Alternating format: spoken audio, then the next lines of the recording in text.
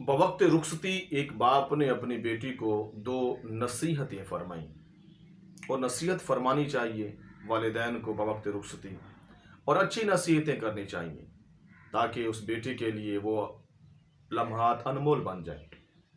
تو باپ نے اپنی بیٹی کو نصیحت کی کہ بیٹا دو باتوں کو لازمی اختیار کرنا ہے زندگی میں، کبھی ان سے دامن نہیں چھڑانا۔ پہلی بات یہ کہ صبر کے ذریعے زندگی بسر کرنی ہے، اور دوسری بات یہ کہ ہمیشہ شکر ہی زبان پر لانا ہے، ناشکری کے الفاظ زبان پر نہیں آنے چاہیے۔ ان باتوں کو جب باپ نے بیٹی سے فرمایا تو ساتھ ہی داماد کو بھی یہی دو لفظ سمجھا دی کہ بیٹا زندگی اگر چاہتے ہو کہ خوبصورت بن جائے، حسین بن جائے، گلستان کی مانند بن جائے، تو میرے بیٹے پھر دو باتوں کو اختیار کرنا، صبر کے ذریعے اور شکر کے ذریعے زندگی کو آگے چلانا ہے۔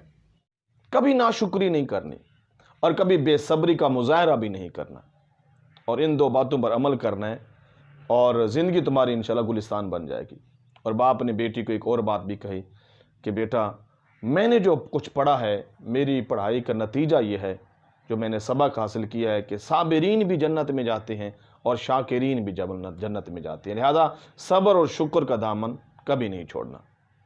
ایک دفعہ میاں بیوی اکٹھے بیٹھے تھے تو میاں نے، شوہر نے اپنی بیوی کو دیکھا تو مسکرانے لگ گیا۔ بیوی کی نگاہ پڑ گئی، کہا کہ خیریت تو ہے؟ آپ کے مسکرانے کی وجہ پوچھ سکتی ہوں؟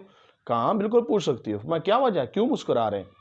اس نے کہا کہ دراصل میں اپنی قسمت پہ خوش ہو رہا ہوں کہ وہ جو شوہر تھا وہ بیچارہ جاہل تھا، پڑھا لکھا نہیں تھا، خوبصورت و خوبصیرت نہیں تھا جتنا کہ اللہ پاک نے اس کی بیوی کو یہ عظمت اور شان عطا فرمائی، منفرد مقام عطا فرمایا کہ وہ خوبصورت بھی تھی، خوبصیرت بھی تھی، پڑھی لکھی تھی ماشاءاللہ، با سلیقہ با کردار تھی۔ تو اس نے کہا کہ میں اس لیے مسکرا رہا ہوں کہ میں رب کا شکر ادا کر رہا ہوں کہ اللہ نے مجھے کیسی خوبصورت و خوبصیرت بیوی عطا فرمائی۔ تو بیوی نے برجستہ کہا کہ تم جنتی ہو اور میں بھی جنتی ہوں۔ شوہر نے کہا کہ یہ کون سی بات ہو گئی، اس بات پہ جنت کی کون سی بات ہو گئی؟ تو اس نے کہا کہ میرے بابا نے مجھے کہا تھا کہ میری جو تعلیم ہے، تعلیمات دین ہیں، میں نے ان سے یہ اخذ کیا ہے حضور کی احادیث سے، قرآن پاک سے، کہ جو صابرین ہیں وہ بھی جنت میں جائیں گے اور جو شاکرین ہیں وہ بھی جنت میں جائیں گے۔